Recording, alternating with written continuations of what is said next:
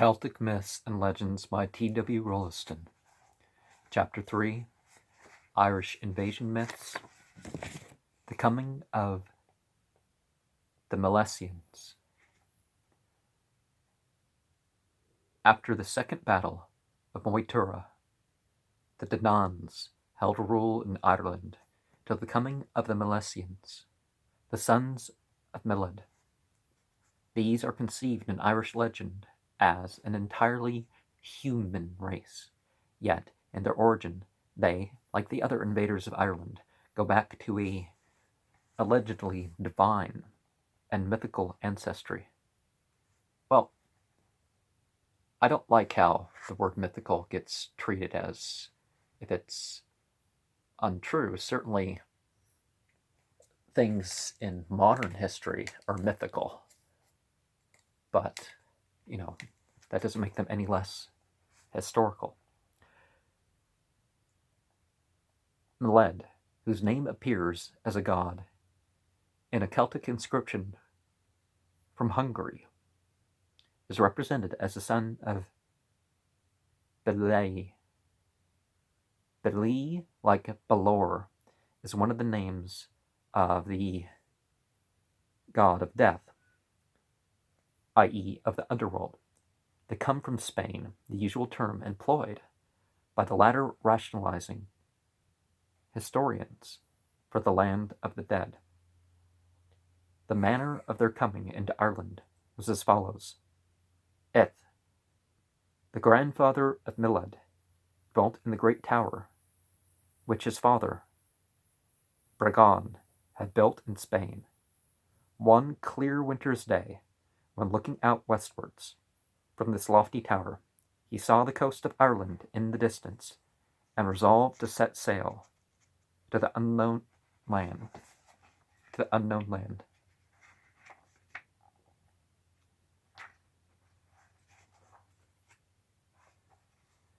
Dead, from the Gaulish continent to their final abode, some mysterious law, indeed, brings together in the night great spaces which divide the domain of the living from that of the dead in the daytime. It was the same law which enabled Eth, one fine winter evening, to perceive from the tower of Brecon in the land of the dead, the shores of Ireland are the land of the living. The phenomenon took place in winter, for winter is a sort of night. Winter is like night.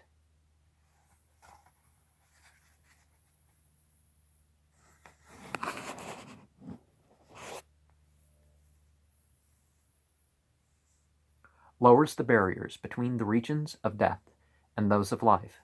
Like night, winter gives to life the semblance of death, and suppresses, as it were, the dread abyss that lies between the two. At this time, it is said, Ireland was ruled by 3 Danan kings, grandsons of the Dagda.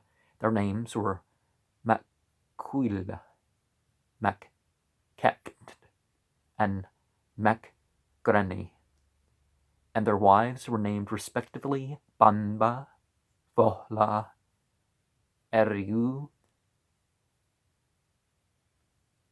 The Celtic habit of conceiving divine persons in triads is here illustrated. These triads represent one person each. Well, I have 3 brothers, and I'm the first of 3 males from my mother's children, so definitely there can be real triads of individuals.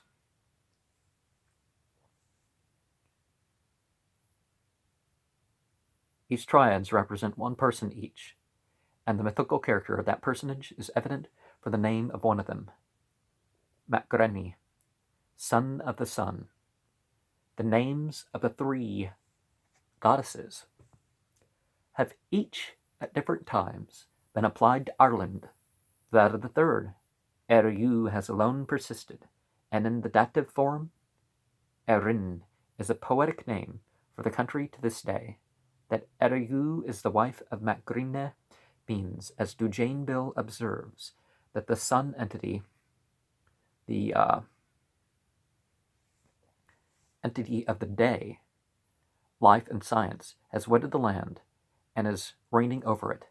Ith, on landing, finds that the Danann king, knight, has just been slain in battle with the Fomorians, and the three sons, Makul, and the others are at the fortress of Eliak in Co Donegal,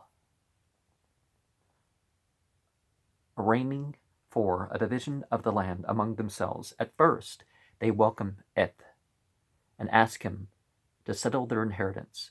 Ith gives his judgment, but in concluding, his admiration for the newly discovered country breaks out. Act, he says, according to the laws of justice, for the country you dwell in is a good one.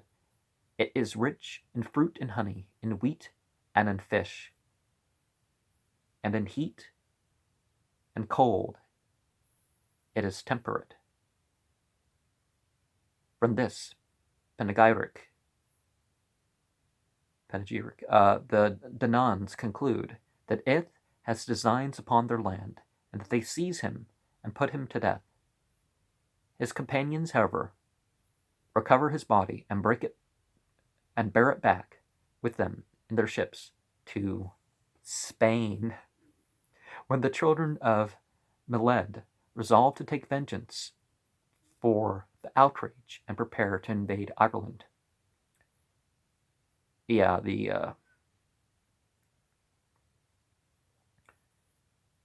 potatoes and milk certainly did not improve the condition for the Irish people, as we'll find out later. Well, not in this book, but and it's funny that's that a Turkish sultan was the one who who gave 10 times the help to the Irish people in the middle of the famine as the Queen did, but he had to do it secretly because the Queen even prevented that. It's like, oh, no one can be more charitable than myself to anybody. It's like, okay, so you had to give half. Oh wait, no, didn't the Queen give 2,000 and he gave 10? So, but he was only allowed to give 1 because you can be half as charitable as me. That's okay. They were commanded by 36 chiefs, each having his own ship, with his family and his followers. 2 of the company are said to have perished on the way. One of the sons of Miled, having climbed to the masthead of his vessel to look out for the coast of Ireland, fell into the sea and was drowned. The other was Skenna, wife of the poet Amerigan, son of Miled, who died on the way. The Milesians buried her when they landed, and called the place Inverskenna after her. This was the ancient name of Kenmare River in Co Kerry. And I've commented a lot on the Nargoggle Shad channel, and one of the things that one notices is more of the Irish Gaelic sort of sounds coming through in his glossolalia and spiritual experiences, that if you look into a little Irish, you kind of get, skinna, skinnock, and so you find some possible meanings. But I found possible meanings in Greek. Oh, wait, these are the killers, and these are this, and this is, so anyways, but certainly the Irish shows through Inverskenna, after her was the ancient name of the Kenmare River in Co Kerry. It was a Thursday, the 1st of May, at the 17th day of the moon. By the way, it is the 13th day of the moon of the 3rd month of 1441, that the sons of Miled arrived in Ireland. Partholon, that I'm recording this video. Partholon also landed in Ireland on the 1st of May, but on a different day of the week and of the moon. And it was on the 1st day of May, too, that the pestilence came which in the space of 1 week destroyed utterly his race. The 1st of May was sacred to Beltane.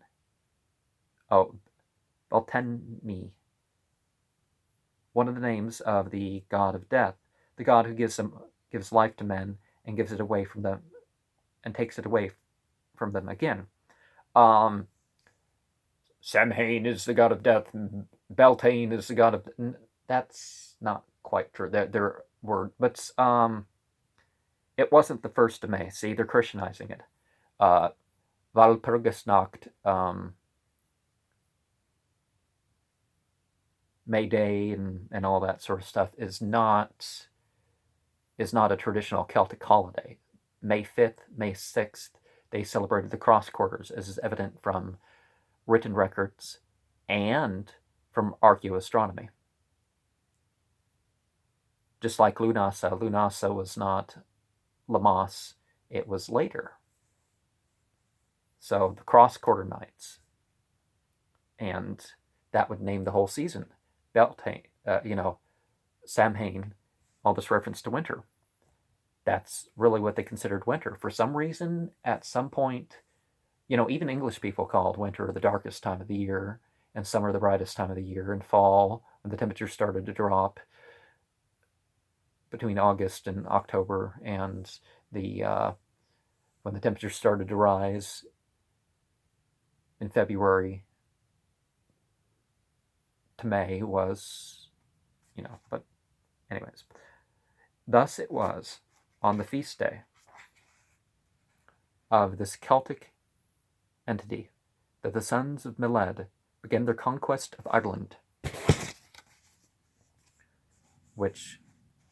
Did you Bainville, Irish Mythological Cycle, page 136? Beltane is the modern Irish name for the month of May. It is derived from an ancient root preserved in the Old Irish compound epelta, dead. That doesn't make any sense. Epelta, Samhain, you can say, is connected to an old root for gathering, but... Yeah, why did they change that? Anybody who knows, please comment.